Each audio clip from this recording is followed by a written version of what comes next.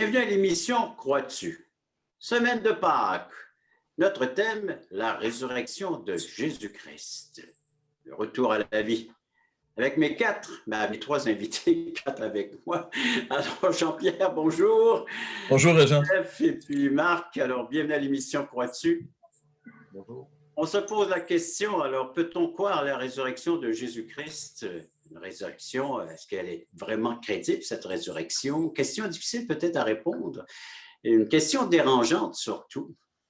Alors, Jésus-Christ est-il réellement ressuscité? Nous avons parmi nous une personne qui a fait une carrière d'enquêteur policier, M. Marc. Alors, Marc, en tant qu'enquêteur, ex-enquêteur, tu es maintenant à la retraite. Alors, peux-tu nous prouver ou trouver des hypothèses au sujet de la résurrection du Christ? Oui, alors c'est assez intéressant parce que la résurrection du Christ, on peut la voir comme une enquête, quoi, un peu comme une enquête de police. Alors, qu'est-ce qui se passe dans une enquête? D'abord, on fait des constatations sur les lieux, on cherche des traces, des indices, des éléments matériels, on interroge des témoins, et puis on examine les mobiles, et de tout ça, on fait des hypothèses. Et la matière qu'on a à notre disposition, les procès-verbaux de l'enquête, le rapport de l'enquête, ce sont les évangiles qui ont consigné tout ça. Et puis le point de départ de l'enquête, c'est le tombeau vide de Jésus que les femmes ont trouvé après la fête de Pâques quand elles sont venues au tombeau. C'est notre point de départ. Et donc sur base des éléments qu'on a et de cette constatation, on peut échafauder plusieurs hypothèses. La première serait que Jésus-Christ serait simplement évanoui. Il n'est pas mort, il se serait réveillé dans le tombeau, il serait sorti tout seul. Alors, examinons les faits. Jésus a été longuement battu. Il a été battu par les Juifs, il a été battu par les Romains, très très sévèrement. Il était tellement faible qu'il était incapable de porter sa croix qu'il a fallu charger un passant, Simon de Cyrène, de la porter. Il a été cloué sur une croix, et puis, pour vérifier qu'il était mort, après sa mort, on a enfoncé une lance dans son côté, de l'eau et du sang sont sortis. C'est dire, alors qu'il n'y a plus de circulation sanguine, que la lame a pénétré très très loin. Et puis on a enveloppé son corps dans des bandes, dans des aromates, et puis on a mis son corps dans un tombeau de pierre, on a roulé une pierre énorme, on l'a scellé, on a mis une garde de soldats. Alors il faudrait pouvoir imaginer que dans son état de faiblesse, Jésus aurait pu sortir tout seul, rouler une pierre qui faisait à peu près 2 tonnes, qu'on ne pouvait déplacer qu'avec des leviers, et passer inaperçu devant les gardes qui étaient devant le tombeau. La deuxième hypothèse, c'est que les disciples ont volé le corps. Et là encore, examinons les faits. Les disciples, ils avaient tous abandonné Jésus. Pierre l'avait renié, Judas l'avait trahi. Les apôtres, après la mort de Jésus, ils étaient totalement découragés, ils n'avaient plus envie de croire en lui. Et on voit mal, alors qu'ils savaient que Jésus était mort, aller voler le corps de Jésus, puis pour aller dire après qu'il était ressuscité. Et tout ça en sachant bien que c'était un mensonge. Et la plupart sont morts en martyrs. Est-ce qu'on meurt en martyr pour un mensonge? Et d'ailleurs, le message qu'ils ont proclamé immédiatement après la résurrection, c'était que Jésus était ressuscité à la Pentecôte. Ils ont proclamé avec force, avec beaucoup de force, témoignage de la résurrection du Seigneur Jésus. On imagine mal aussi, c'est des paisibles citoyens pouvoir défier une garde de soldats pour aller enlever de force le corps de Jésus. Troisième hypothèse, les Juifs ou les Romains ont enlevé le corps. Alors, dans un premier temps, on peut se dire que peut-être les Juifs y avaient intérêt, donc ils auraient enlevé le corps pour ne pas faire du tombeau de Jésus un lieu de pèlerinage, ça se tient. Mais dès que les rumeurs de la résurrection se sont répandues, là, ça n'allait plus du tout.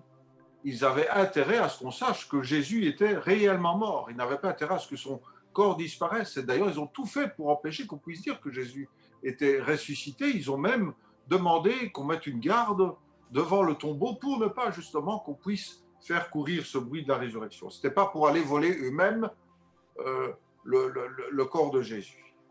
Les Romains aussi voulaient de l'ordre en Palestine. Le message de Jésus, il était subversif, il était radical.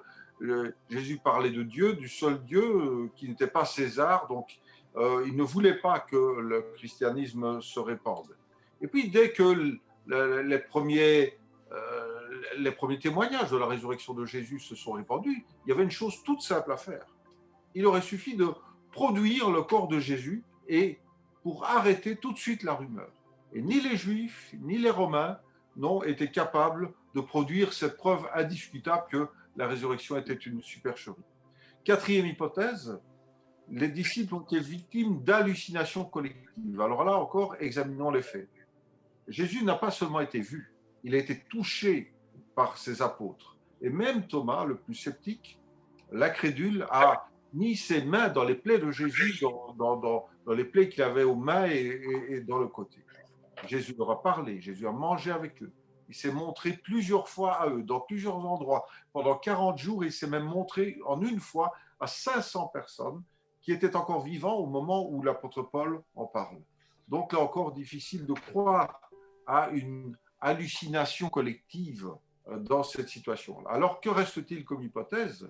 Eh bien, celle que présente la Bible, c'est que Jésus-Christ est réellement ressuscité, comme les premiers apôtres, les premiers témoins, les témoins oculaires. Ce n'étaient pas des témoins indirects, des témoins oculaires qui ont vu Jésus ressuscité, l'ont dit, et c'était le message de l'apôtre Pierre, juste au moment de la Pentecôte. Donc voilà, je pense qu'on peut réellement, en examinant les autres hypothèses, accorder du crédit à ce que dit la Bible sur la résurrection de Jésus.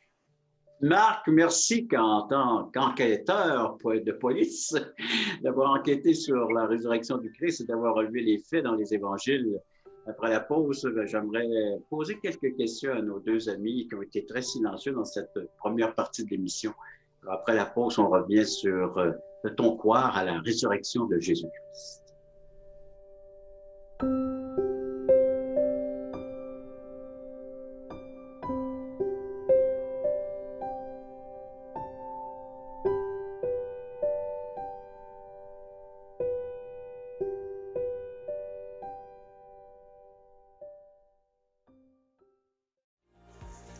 Le ministère Croix-tu est très heureux et enthousiaste de vous inviter sur Zoom en direct tous les samedis 9h30 Canada, 15h30 Europe.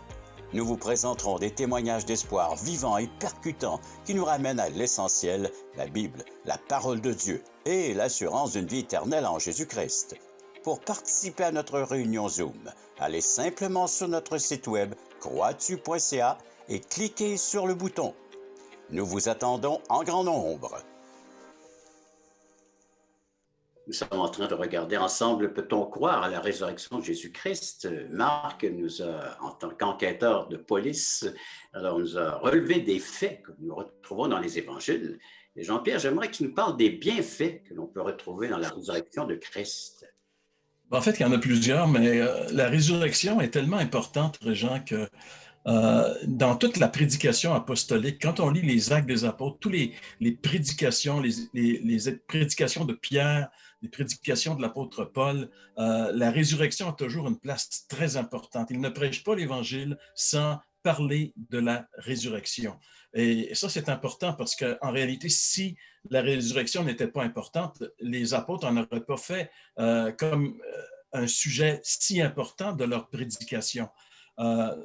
Par exemple, dans l'Évangile, dans l'Épître de Paul aux Romains, j'aimerais lire un verset ici, Régent, chapitre 5, le verset 10. Paul dit « Si lorsque nous étions ennemis, nous avons été réconciliés avec Dieu par la mort de son Fils, à plus forte raison, étant réconciliés, serons-nous sauvés par sa vie. » Ce que Paul est en train de développer, de nous dire ici, c'est que la mort de Jésus nous a assuré le salut.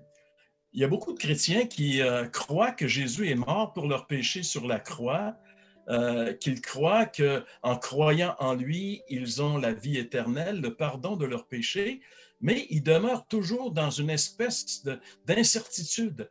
Il y a beaucoup de chrétiens qui pensent qu'ils pourraient se retrouver perdus un peu plus tard, dépendants de ce qu'ils font ou de choses semblables.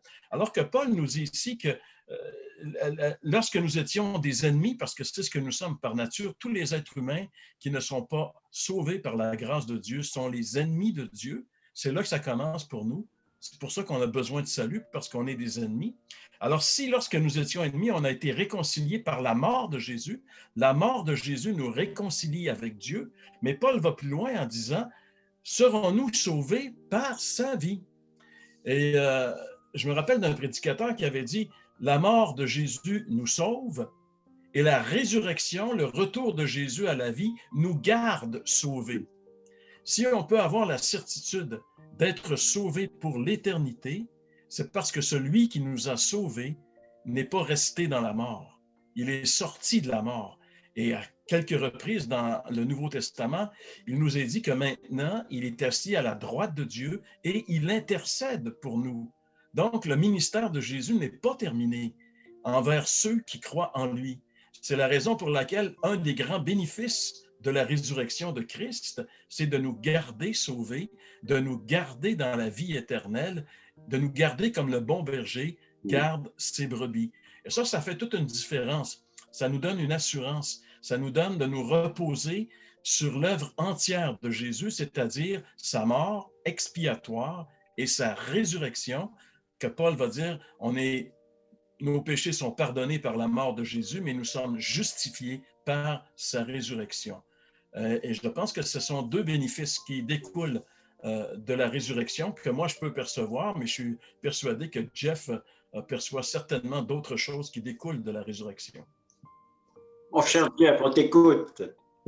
C'est déjà pas mal complet, c'est vraiment exactement l'Évangile.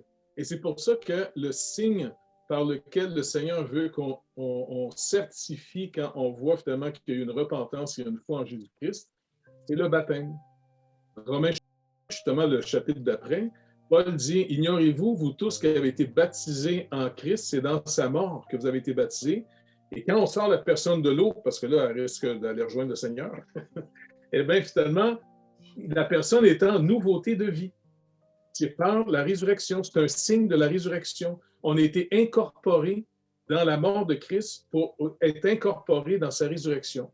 La résurrection, c'est le signe que Jésus dit, « J'ai donc vaincu la mort pour vous, j'ai payé la dette, car le salaire du péché, c'est la mort. Maintenant, Christ a pris notre dette, il en est mort. Et puisqu'il l'a payé à la croix, alors on n'a plus de dette, et c'est pour ça qu'il est un substitut pour nous.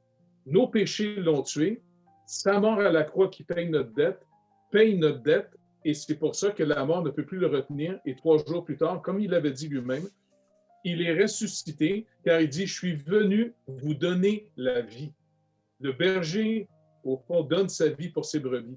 Et c'est pour ça que la résurrection manifeste que tous ceux qui vont mettre leur confiance dans l'œuvre de Jésus-Christ, pas dans leurs œuvres à eux autres, pour mériter d'être sauvés, mais qui viennent au Seigneur en disant, « Tu es venu sauver ce qui est perdu, alors Seigneur, rachète-moi, accorde-moi le pardon que toi seul peux me donner, te payer la dette de ceux qui vont reconnaître qu'on est vraiment coupable devant toi.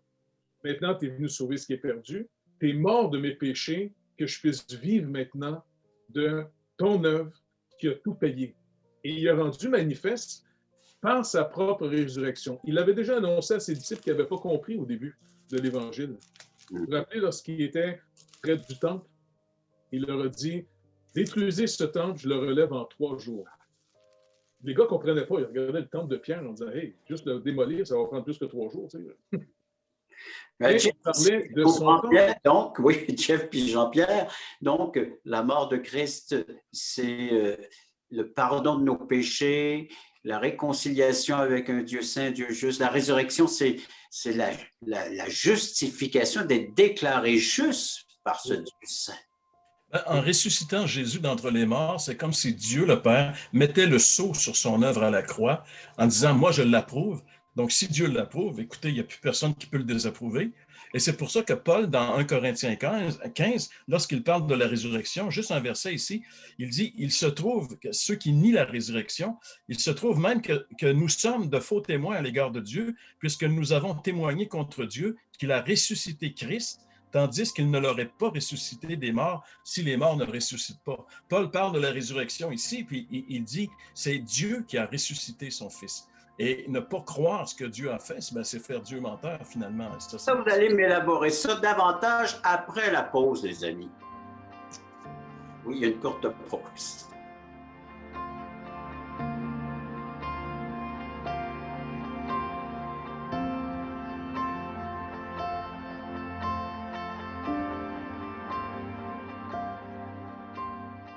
Donc, on voit l'importance de la résurrection de Jésus-Christ, aussi bien pour chacune de nos vies. Mais j'aimerais qu'on retourne au début de cette histoire, là. Le premier jour de la semaine, ce dimanche, lorsqu'ils ont accouru au tombeau puis ils l'ont trouvé vide. Jean-Pierre, raconte-nous cette belle histoire de la résurrection du Christ ou du tombeau vide. Ben, en réalité, la résurrection, c'est un fait historique. C'est pour ça que, comme Marc nous en a parlé au début, on peut faire une enquête parce que c'est des événements qui se sont vraiment passés dans notre monde, c'est sûr, il y a 2000 ans, mais les éléments qui sont restés de l'histoire peuvent permettre justement à un enquêteur de suivre le fil et d'arriver à une conclusion. Euh, la crucifixion de Jésus est arrivée le vendredi, puis on sait que le vendredi, vers 4 heures de l'après-midi, 5 heures en Israël, dépendant du temps de l'année, il commence à faire brun, il commence à faire noir, et ça, c'est le début du sabbat. Alors, tout arrête. Donc, dès qu'on a mis Jésus dans le tombeau, les femmes ne pouvaient pas apporter les aromates, les épices pour euh, faire en sorte que la décomposition du corps ne sente pas trop, là, finalement. Puis, elles ont remis ça le lendemain. Mais dès que le soleil se lève, parce que le sabbat, comme Jeff l'a dit, en Israël, la journée finit avec le coucher du soleil, mais commence aussi avec le lever du soleil. Donc, à l'aube, au tout début de la journée de ce dimanche, les femmes se sont rendues au sépulcre avec les aromates, avec les épices pour embaumer le corps de Jésus, mais à leur grande surprise, lorsqu'elles sont arrivées, elles ont vu un phénomène extraordinaire. Il y a eu un tremblement de terre, un ange est descendu, a roulé cette grosse pierre, puis il leur a annoncé que Jésus n'était plus dans le tombeau.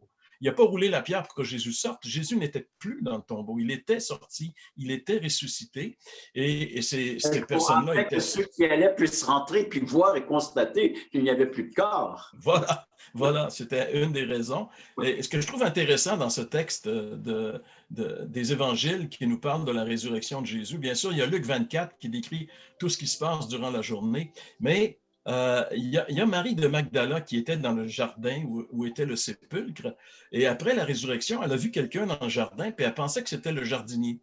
Et puis, à un moment donné, elle s'est tournée vers lui. Et là, Jésus lui a dit « Marie ». Et dès qu'elle a entendu son nom prononcé par Jésus, elle a réalisé que c'était vraiment le Sauveur qui était ressuscité. Alors, pour elle, ça venait confirmer la résurrection parce qu'elle a entendu son nom comme Jésus seul pouvait prononcer son nom. Lorsqu'on a une relation avec le Seigneur, on sait qu'il y a des choses intimes entre nous et lui qu'on peut détecter, et Marie, elle a détecté ça. Donc, c'est un élément du jour de la résurrection qui est très probant au début de la journée. Et dans cette journée-là, il va se passer encore bien des éléments où Jésus va démontrer d'une manière extraordinaire, sans aucun doute, qu'il est vraiment revenu à la vie. Il va rencontrer des gens, il va parler avec eux, il va même revenir à Jérusalem, là où les disciples sont assemblés, et il va passer à travers le mur, puis les disciples vont avoir peur parce qu'ils ont de la difficulté. Ils ne croient pas à la résurrection. C'est un phénomène qui dépasse. Tu sais, quand quelqu'un meurt, il meurt. Mais là, Jésus, tout le monde a constaté sa mort. Il était crucifié sur la croix, on lui a percé le côté. C'était clair qu'il était mort. Et puis maintenant, il est vivant. Alors ça dépasse. Et c'est dur à accepter. Ce n'est pas évident à accepter comme réalité. Est-ce qu'il y a d'autres personnes qui l'ont vu aussi? Il est apparu à d'autres personnes? Oui, il est apparu à des disciples qui se trouvaient sur le chemin pour retourner chez eux à Emmaüs. Oui. Et en fait, toutes les apparitions de Jésus après sa résurrection ne sont pas spectaculaires. Jésus ne cherche pas à impressionner. Il veut susciter simplement la confiance en lui. Quand les femmes sont arrivées au tombeau, quand les disciples sont arrivés, et puis les évangiles nous disent qu'il y en a un qui est entré, il a vu, il a cru.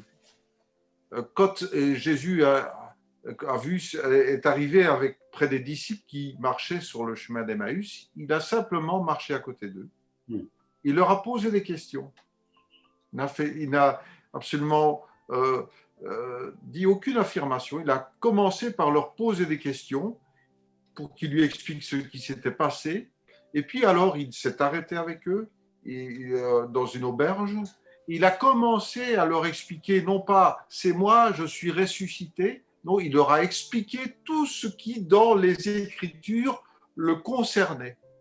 Et donc, encore une fois, Jésus ne cherche pas à nous convaincre par du spectaculaire. Il veut vraiment que nous comprenions qu'il a accompli tout ce qui était écrit de lui, qu'il a tout accompli pour que nous puissions être sauvés et pardonnés de nos péchés, que Dieu a validé ce fait-là, sa mort pour le pardon de nos péchés en le ressuscitant, et que nous mettions notre confiance en lui. Et c'est au moment où Jésus les a quittés que leurs yeux se sont ouverts et qu'ils ont compris et qu'ils ont cru et qu'ils sont allés partager la nouvelle auprès des apôtres qui eux aussi avaient vu le Seigneur ressuscité. Et bien c'est la même chose que Dieu veut faire avec nous. Il veut susciter une confiance en lui. Ce n'est pas la question n'est pas pouvons-nous croire à la résurrection de Jésus-Christ, mais voulons-nous y croire? C'est quelque chose d'absolument important parce que ça touche à l'essence même de notre vie et de notre mort et du problème aussi de notre vie, parce que l'apôtre Paul dit, si Christ n'est pas ressuscité, votre foi est vaine, vous êtes encore dans vos péchés. Et Jésus est venu pour ça, pour mourir et pour ressusciter, pour solutionner le problème de nos péchés, nous invite à le croire. Étant plus séparé de Dieu, parce que le Seigneur avait déjà donné une phrase avant à quelqu'un où il a manifesté une résurrection. Vous vous rappelez, la personne réalise que son enfant est mort. Il dit, laisse le maître. Il dit, non, crois seulement et tu verras la gloire de Dieu. Et finalement, la petite fille a été ressuscitée. Jésus a fait des résurrections durant son ministère. C'est sûr que c'était l'ombre de la vraie résurrection que celle qui était pour nous amener. Mais il nous a montré qu'il était vraiment la vie venue sur terre nous donner la vraie vie. Il l'a rendu manifeste par sa propre résurrection. Et c'est pour ça que tous les disciples qui ont suivi, qui étaient des disciples, ils ont vu. T'es policier, tu le sais bien. Moi, j'avais été une fois invité à être un jury, là, tu sais, et le juge veillait continuellement sur le témoignage. Dès que quelqu'un disait, ouais, mais mon beau-frère me dit, taisez-vous. Vous êtes témoins, on veut savoir seulement ce que vous avez vu. Et donc, les disciples étaient des témoins oculaires. Et ça a gâché leur vie humaine. Ils ne l'ont pas fait pour partir une secte et puis partir s'acheter finalement un gros condo, ainsi de suite. Là. Ça a gâché leur vie parce qu'ils étaient des vrais témoins du Christ ressuscité. Et là, eh bien, finalement, aujourd'hui, on peut dire qu'on a des vrais témoins qui ont parlé et leur vie a été complètement ruinée pour nous donner la vérité. Parce qu'ils savaient très bien que leur vraie vie, ce n'est pas ce qui se passe ici. Ici, tout va passer. Par contre, ils croient à la résurrection, la véritable vie en Jésus-Christ seul. Si quelqu'un néglige ce si grand salut, eh bien, c'est triste à dire, mais il y a une mort éternelle qui s'en vient.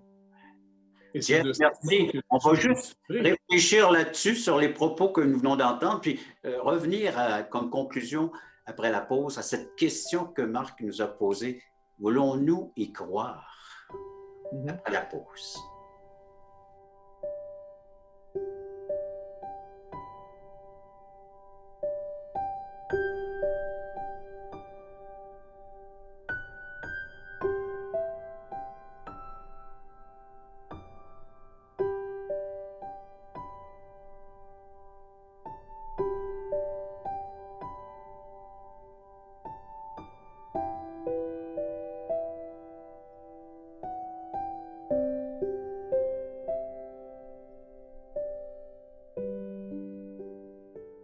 La question au tout début de l'émission était celle-ci. Peut-on croire à la résurrection de Jésus-Christ? Et au fur et à mesure que l'émission se déroulait, avec les commentaires de nos amis, elle est devenue plutôt celle-ci. Voulons-nous y croire? Voulons-nous vraiment y croire que Christ est mort pour nos péchés, nous réconcilier avec Dieu et qu'il est ressuscité, qu'il a le pouvoir de déclarer un pécheur juste par la foi? N'est-ce pas? Est-ce que, Jeff, tu peux en rajouter sur ce mot de la fin? Mais de toute façon, dans notre vie, comme on se l'est rappelé, tout commence par faire confiance à quelqu'un qui nous donne une information. Et si Christ est ressuscité comme on le déclare et que la parole le déclare, eh bien, finalement, le Seigneur étant vivant, on ne parle pas d'une philosophie ou de la pensée positive, là.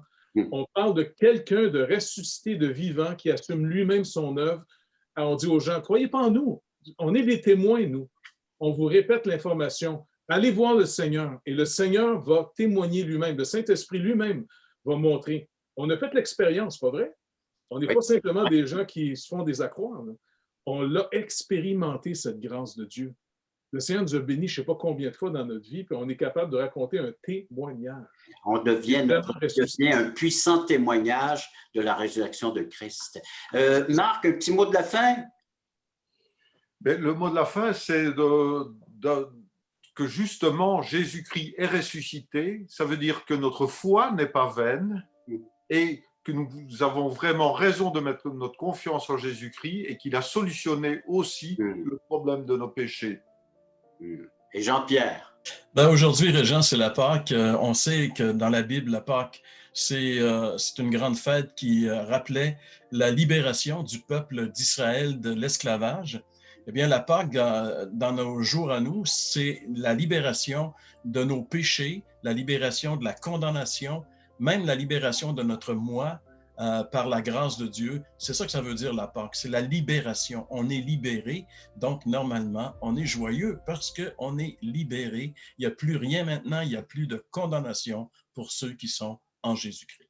On peut vraiment se souhaiter une joyeuse Pâque à nos téléspectateurs, une Pâque telle que décrit dans les évangiles, dans la bonne nouvelle, que le Seigneur Jésus-Christ est venu nous réconcilier une fois pour toutes par son œuvre et par sa résurrection, de mettre le sceau que oui, nous pouvons nous aussi avoir un témoignage puissant en plaçant notre foi dans l'œuvre qu'il a accomplie, soit par la croix et approuvé par Dieu en le ressuscitant d'entre les morts, et de vivre nous aussi, d'avoir une sécurité éternelle avec notre bien-aimé Sauveur, le Seigneur Jésus. Alors voilà la Pâque que nous vous souhaitons à chacun d'entre vous, chers téléspectateurs. Et merci encore de votre participation à l'émission, chers amis. Il y aura peut-être d'autres occasions. Et puis j'invite les gens à venir nous visiter à croixtu.ca sur notre site Internet, à nous faire des commentaires, nous écrire, à garder contact. On vous dit à la prochaine émission, Croix-tu. Joyeuse Pâques.